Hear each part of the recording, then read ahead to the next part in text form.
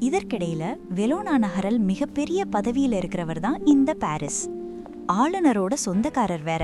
அதனால ஊருக்கே அவர் மேல ஒரு பயம் கலந்த மரியாதை உண்டு. இவ்வளவு அந்தஸ்து இருக்கிற பாரிஸ் ஜூலியட்டோட அப்பாவை சந்திச்சு ஜூலியட்ட கல்யாணம் பண்ணிக்கிற ஆசைய சொல்றார். ஜூலியட் இன்னும் ரொம்ப சின்ன பொண்ணுன்னு அவங்க அப்பா ஆரம்பத்துல யோசிச்சாலும் பாரிஸ் ஒரு நல்ல வரன் அப்படிங்கறதால அவருக்கு ஒரு சான்ஸ் கொடுக்க நினைக்கிறார்.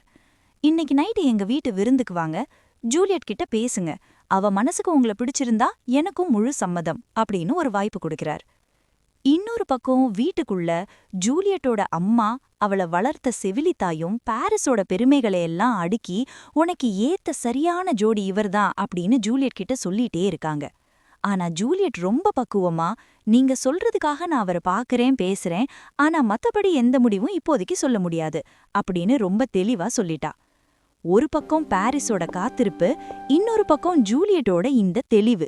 அந்த நைட்டு பார்ட்டியில என்ன நடக்க போகுது?